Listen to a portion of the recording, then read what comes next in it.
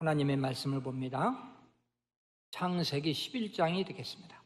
창세기 11장, 창세기 11장입니다. 1절에서부터 5절까지의 말씀 되겠습니다. 1절 제가 읽습니다. 온 땅의 언어가 하나요, 말이 하나였더라.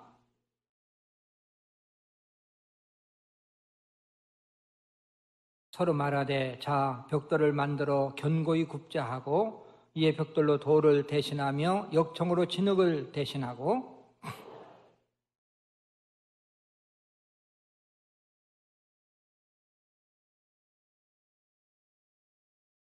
같이 여호와께서 사람들이 건설하는 그 성읍과 탑을 보려고 내려오셨더라.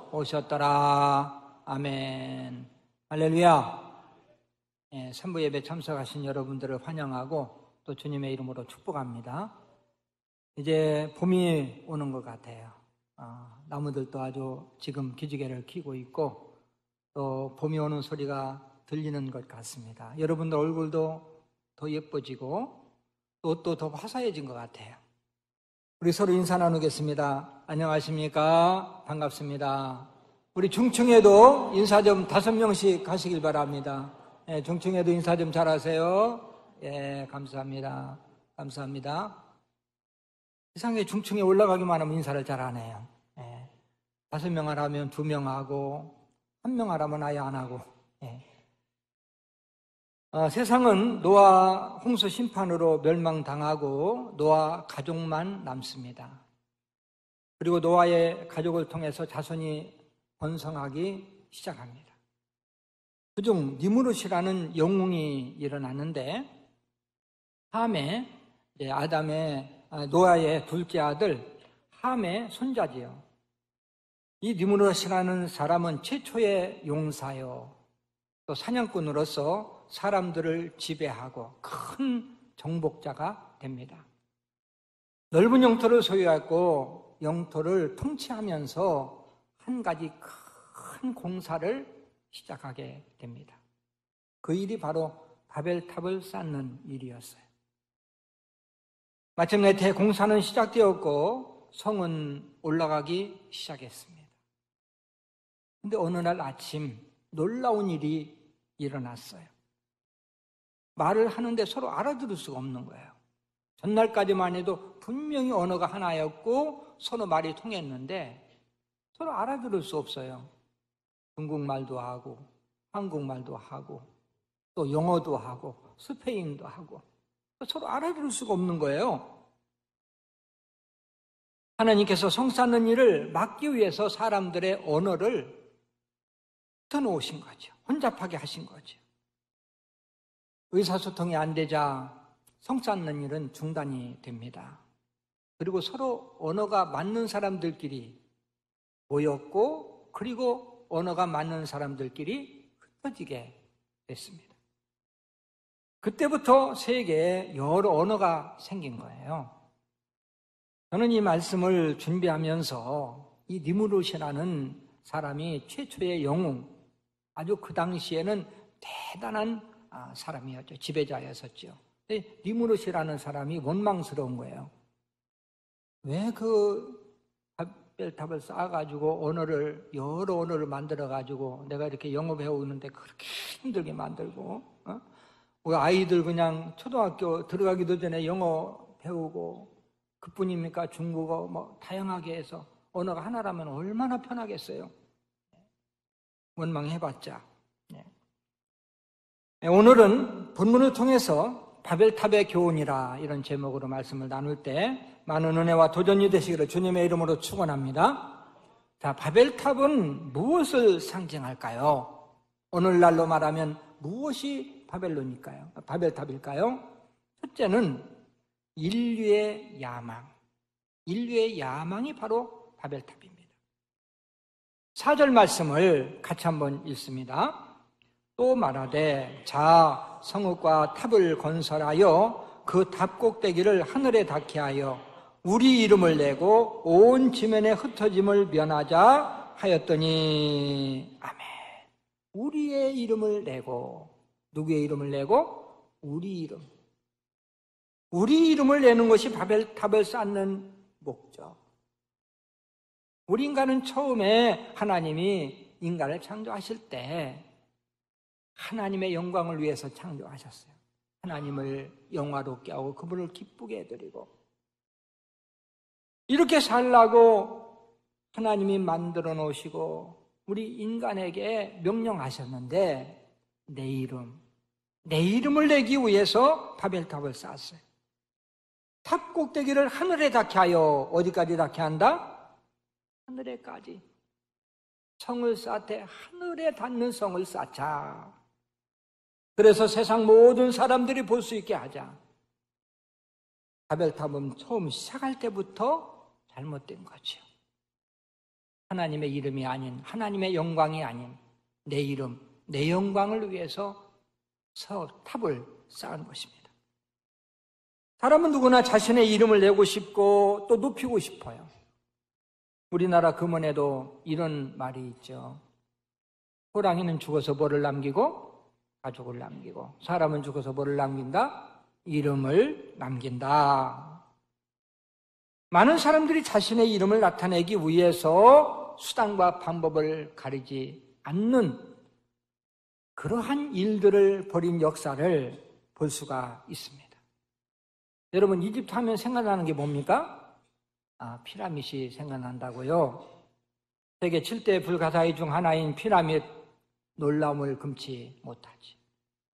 저도 오래전에 고고학 발굴을 하러 가서 이집트에 들려서 피라밋을 봤는데 입이 딱 벌어지더라고요. 이야, 놀랍다. 피라밋은 기원전 3,000년 전이니까 지금으로부터 약 5,000년 전에 이제 축조된 그러한 탑이 되겠습니다. 이 피라밋은 지상 최대의 무덤이죠. 가장 큰 피라밋은 쿠프왕의 피라밋인데요. 그 하나를 만드는데 엄청난 대가를 치르죠. 약 10만 명의 노예가 10년 동안이나 땀을 흘려서 쌓는데 그 쿠프왕의 그 피라밋을 쌓을 때에 수만 명이 목숨을 잃었습니다. 놀라운 것은요, 나일강 그 상류 2,000리길 떨어진 거기에서 돌을 파가지고 다듬어가지고 이제 옮긴 거예요. 근데 그 돌 숫자가 230만 개. 엄청 큰 돌입니다. 여러분 생각해 보세요. 그 당시에는 기중기도 없고 또 차도 없고 아무것도 없어요. 사람 손으로 캐서 사람 손으로 다듬어서 사람 손으로 옮겨야 되는 거야. 230만 개나 옮겨서 그 탑을 쌓은 것입니다. 왜 왕들이 피라밋을 세웠을까요? 자기 이름을 위해서. 자기가 신이 되려고 쌓은 거예요. 근데 놀라운 것은요, 그 쿠프왕의 피라밋 그 꼭대기 가면요, 어떤 사람 이름이 딱 새겨져 있어요. 어느 나라 사람인지 아십니까? 코리아.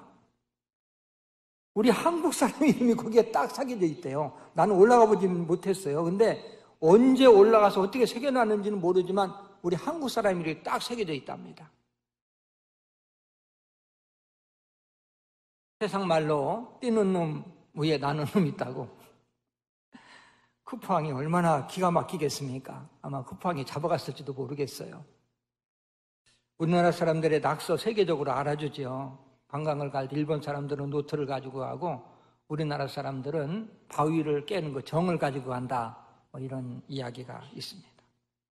요즘으로 말하면 바벨탑을 쌓는다면 우리 한국 사람들이 제일 잘 쌀 것 같아요. 제가 전에 아프리카에 갔었는데 2002년도에 그 사파리 이제 이렇게 관광을 하는데 넓은 아주 들에 끝도 안 보이는 넓은 들에 그 가운데 정자가 딱 하나 있어요. 근데 거기 올라가서 이제 햇빛도 좀 가리고 좀 쉬고 그 다음에 보라고 해놨는데 그 정자에 올라가니까 막 낙서가 얼마나 많은지 몰라요. 세계 모든 사람들이 다 낙서를 해주는데 한국 이름이 제일 많아. 아주 당연히 1등이야. 아주 글씨도 확실하게 크게 이춘자 다녀가다 막 딱 이렇게 해가지고 아주 그 이름을 남겼습니다. 자, 이것이 바로 사람들이 내 이름을 내고 싶어하는,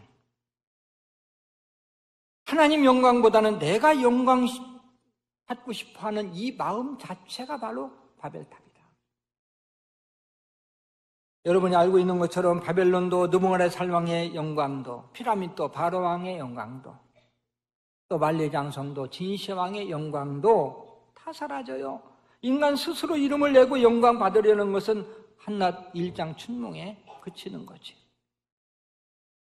우리 인생의 가치는 오직 하나님의 이름을 높이고 하나님의 영광을 드러내고 그분 뜻대로 사는 데 있다는 사실을 믿으시길 바랍니다. 시편 기자는 이렇게 찬양을 해요. 시편 115편 1절 우리 같이 한번 읽어볼까요? 여호와여, 영광을 우리에게 돌리지 마옵소서. 우리에게 돌리지 마옵소서. 오직 주는 인자하시고 진실하심으로 주의 이름에만 영광을 돌리소서.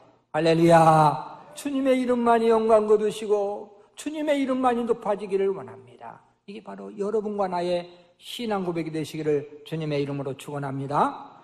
두 번째 바벨탑은 방종하는 인간, 방종하는 인간을 상징합니다. 4절을 제가 읽습니다.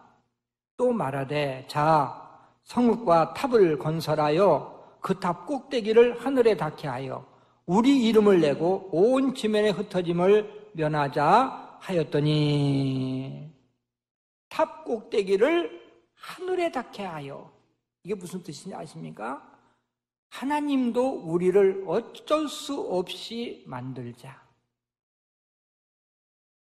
그들은 노아 홍수 사건을 너무 잘 알아요. 그 당시의 사람들은요. 노아 홍수가 왜 일어났는지, 노아 홍수가 얼마나 무서운 것인지 그들은 너무 잘 알고 있어. 얼마 안 됐었으니까. 노아의 가족 그리고 방주에 들어간 동물 외에는 세상에 있는 모든 생물들이 다 죽어요. 얼마나 처참합니까? 당시 사람들은 두려워해요. 하나님이 우리를 다시 심판하면 어떻게 하지? 아무리 잘 살아도 하나님 심판하면 끝이야. 어떻게 하면 심판으로부터 자유로울 수 있을까? 어떻게 하면 심판에 신경 쓰지 않고 우리 마음대로 살아볼 수 있을까? 그 방법이 바로 바벨탑을 쌓는 거야.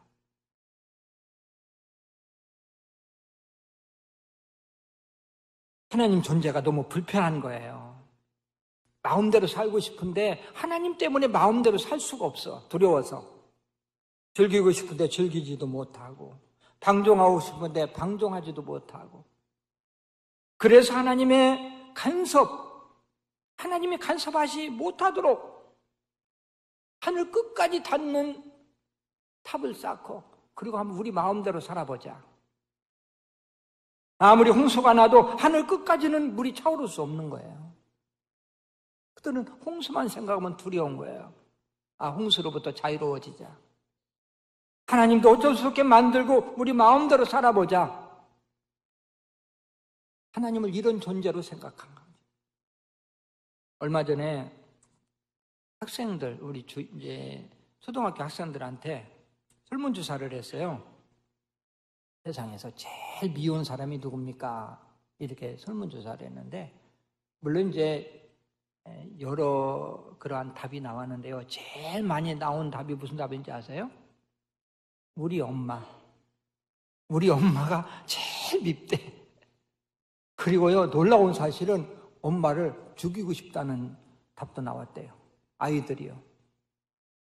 그러면 아이들이 왜 엄마가 밉겠습니까? 잔소리 많이 한다고. 이것 때문에 엄마를 미워하는 거예요. 내 마음대로 살고 싶은데 자꾸 엄마가 못하게 하는 거야. 싫은 소리만 하는 거야. 공부해라, 핸드폰 보지 마라, 또 컴퓨터 오래 하면 안 돼, 나쁜 친구 사귀면 안 된다, 학교 끝나고 바로 와야 돼, 또 맛있는 거 이런 거 아무 음식이나 사 먹으면 안 돼. 자녀들 편에서 보면은 엄마 아빠는 늘 하고 싶은 것은 못하게 만들고 하기 싫은 것만 하라고 하는 게 엄마야. 그렇지 않습니까? 여러분, 부모가 자녀에게 잔소리하는 것이 사랑으로 하는 겁니까? 아니면 자녀가 미워서 하는 겁니까? 물어보는 내가 바보지. 다 하지 않습니까? 네. 자녀들은 부모의 뜨거운 사랑을 몰라요. 잔소리하는 것도 사랑, 간섭하는 것도 사랑, 때리는 것까지 다 사랑이야. 자기 잘 되라고 그러는 거야. 오늘날 믿음 생활하면서 이런 일이 얼마나 많은지 몰라요. 하나님 의지하고 그분 뜻대로 살면 우리가 얼마나 이 세상에서 가치 있는 삶을 살고 행복하게 사는데, 근데 도리어 하나님을 불편한 존재로 생각하는 거예요. 예수 믿으면서도 내 마음대로 또 믿고 싶은 거예요. 하나님도 간섭하지 말아야 되고, 목사님도 좀 간섭 좀 안 했으면 좋겠고, 부처원장님도 신방도 좀 안 왔으면 좋겠고, 또 사역팀에서 좀 봉사하라고 얘기도 좀 안 했으면 좋겠고, 내 방식, 또 내 뜻대로 믿음 생활 해보겠다. 제발 나 좀 그냥 좀 둬라. 조용히 있고 싶고 나 건들지 마. 이렇게 하나님을, 아니 교회에서 지도하는 것을 성가시게 생각하고 내 마음대로 좀 해보겠다는 그 마음 자체가 벌써 바벨탑이에요. 많은 분들이 예수 믿는 것을 너무 어렵고 힘들게 생각하는 거예요. 예수 믿기 전에는 너무 편했어. 죄를 져도 죄책감이 없으니까. 그런데 예수 믿고 나니까 왜 그렇게 하라는 일도 많고 하지 말라는 일도 많고, 이게 성가셔서 못 살겠어. 또 믿음 생활 내 마음대로 하고 싶은데 한번 결석하면 왜 그렇게 또 신방도 오고 전화도 하고 그러는지. 자유롭게 놀러를 갈 수 있나, 취미생활을 제대로 할 수 있나, 먹을 거 제대로 먹을 수 있나, 마실 거 제대로 마실 수 있나. 도대체 자유가 없어요. 바벨탑을 쌓아 올린 이유는 자유의 문제입니다. 하나님으로부터 자유롭고 싶어요. 하나님 심판으로부터 자유롭고 싶어요. 하늘 끝까지 쌓아서 하나님을 꼼짝 못하게 만들어 놓고 싶어요. 많은 사람들이 자유를 오해하고 자유의 본질을 몰라요. 내 마음대로 사는 것이 자유? 아닙니다. 질서 없이 자유롭게 자기 마음대로 사는 것은 방종이죠. 자유가 아니죠. 질서 속에서 행동하는 것이 진정한 자유입니다. 우리 대한민국은 자유민주주의 국가잖아요. 자유야. 마음대로 살아도 된다? 그게 아니에요. 나라에서 정한 법과 질서 속에서 자유를 할 때 그게 진정한 자유지요. 법은 왜 만들었습니까? 자유를 파괴하기 위해서 자유를 자유답게 누리라고 법을 만든 거지요. 그래서 법을 지키지 않고 자기 마음대로 사는 사람은 법의 제재를 받고 벌을 받아요. 그러나 법대로 살면, 법 안에서 자유를 누리면 또 나라의 그러한 보호를 받고 그리고 참 자유를 누리는 거죠. 우리 교육자들이 하나님의 말씀을 가르치면서 제일 많이 듣는 질문 중에 하나가 뭔지 아십니까? 목사님, 왜 선악과를 만들었어요? 안 만들었으면 안 따먹을 건데 왜 괜히 만들어갖고 따먹게 만들었어요? 그 질문이에요. 우리 확신제자학교에서는 정확하게 이 문제에 대해서 다뤄주잖아요. 자, 하나님이 선악과를 만들어 놓고 아담아, 이 선악과 따먹지 마라. 이거 선악과 내 거야. 이거 얼마나 맛있는데도 따먹으면 안 돼. 그래서 따먹지 말라고 하셨을까요?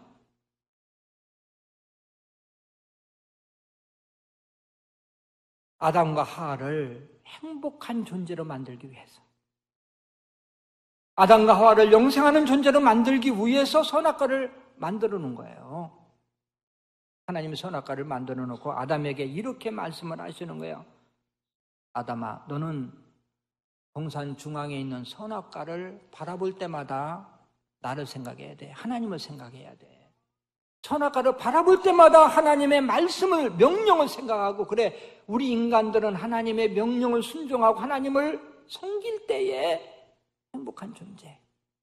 그래서 우리 인간은 처음에 하나님이 창조하실 때부터 하나님 의존적인 존재야. 하나님을 떠나서는 살 수 없는 존재.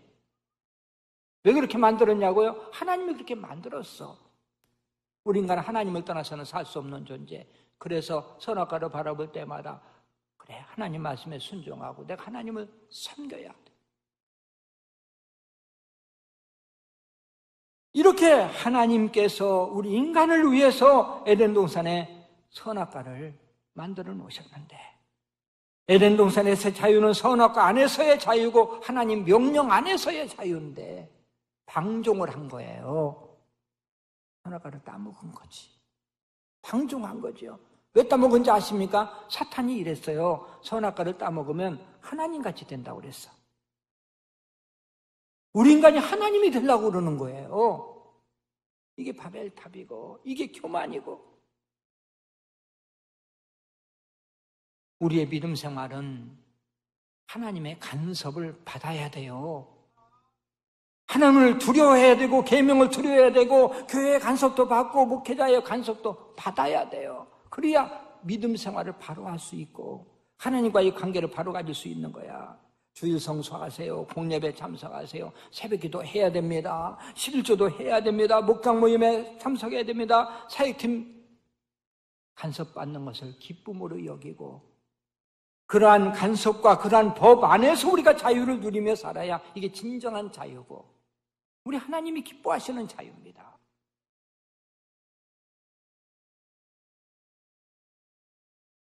자, 세 번째입니다. 바벨탑은 무지한 인간을 상징해요. 무지한 인간.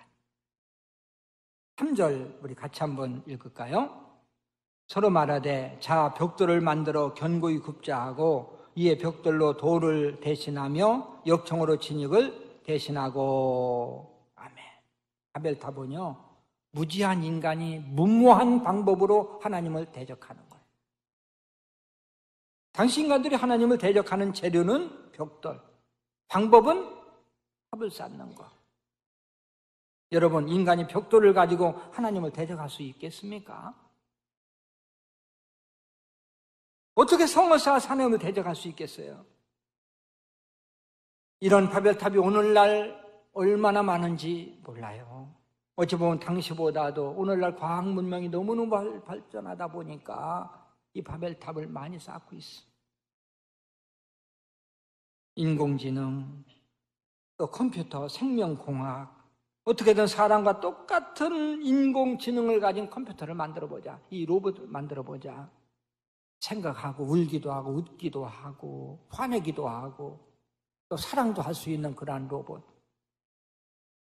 일을 계획하고 또 진행도 하고 또 스스로 중단도 하고 이런 로봇을 한번 만들어보자. 피조물인 인간이 인간과 똑같은 로봇을 만들어서 스스로가 조물주가 되려고 그러는 거예요. 내가 만든 로봇, 그 로봇을 내가 지배자가 돼서 지배하려고 그러는 거예요. 특히 요즘 세상을 떠들게 해서 가게 하는 생명공학은 하나님을 대적하는 바벨탑입니다. 하나님의 고유 주권을 사람 마음대로 해보겠다는 거예요. 유전자를 조작해서 똑같은 사람을 복제하려고 합니다. 똑같은 사람을 하나만 만드는 것이 아니라 공장에서 생산하듯 막 무더기로 사람을 생산하려고 하고, 요즘 복제인간 이것은 윤리상으로 금지되어 있지만 똑같은 양, 똑같은 개, 똑같은 소를 만들었어요. 하나님 없이도 생명을 만들 수 있다. 하나님 없이도 영원히 살 수 있다. 이것이 생명공학에서 추구하는 목표야. 그러나 아무리 과학이 발달해도 하나님의 고유 권한인 생명체를 만들 수가 없어. 지금으로부터 3년 전인가요? 세상을 떠들썩하게 했던 바둑 대결이 있었죠. 알파고하고 그 다음에 이세돌하고. 알파고하고 이세돌하고 이렇게 바둑 이제 대국을 한다니까 사람들이 알파고가 어디 있어요? 그 알파고등학교가 강남에 있나요? 뭐 이렇게 또 물어보는 분들도 있고, 알파고는 인간이 만든 인공지능이죠. 인공지능 로봇인데, 이세돌은 세계 제일의 바둑 기사인데요. 서로 대결해서 누가 이길까? 10만 불의 그러한 상금이 걸려 있는데, 여러분 알잖아요. 우리 인간이 1대4로 졌어요. 인공지능한테 졌다니까요. 근데 이 바둑 대결하기 20년 전에 벌써 1997년 IBM의 인공지능이요, 체스라고 있어요. 그 체스 챔피언을 이겼습니다. 20년 전에. 그리고 또 인공지능 왓슨이라는 그러한 로봇은요, 미국의 퀴즈 프로그램에서 역대 우승자를 물리쳤어요. 우승했습니다. 그런데 바둑은 안 될 거야. 아주 수가 많으니까. 근데 바둑까지도 진 거예요. 그거는 인공지능을 이용해서 사람 없이 스스로 운전할 수 있는 자율주행차. 우리나라도 지금 거의 시행 단계에 있습니다. 어떤 학자는 앞으로 인공지능 로봇과 인간과의 사랑 관계, 이것도 윤리적으로 문제가 될 것이다. 여러분, 참 굿뉴스를 하나 말씀드릴게요. 앞으로는요, 설교하는 로봇이 생깁니다. 설교하는 로봇. 로봇 목사지요. 근데 설교를 생기기도 정말 잘생긴 아주 최고의 미남. 저도 그냥 미남 중에 아닌가? 하여튼, 그런데 이유가 아니에요. 막 잘생기고. 그리고 설교도 나 위로 받고 싶어. 그럼 위로에 대한 최고의 설교를 해줘. 그럼 난 소망을 갖고 싶어요. 소망에 대한 최고의 설교를 해줘. 그래서 내가 이 자리가 위태로워, 지금. 이 자리가 위태롭습니다. 인간이 만든 인공지능을 통해서, 로봇을 통해서 인간이 지배받는 거예요. 그러나 아무리 인간이 힘쓰고 노력해도 하나님 앞에서는 어린 아이에 불과해.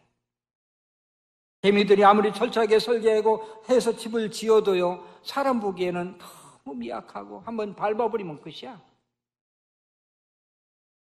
우리가 생각할 때 이집트의 피라미드 굉장히 높은 것 같고, 중국의 만리장성이 너무너무 넓고 큰 것 같아도 하늘에 올라가 보면요, 전만도 못해.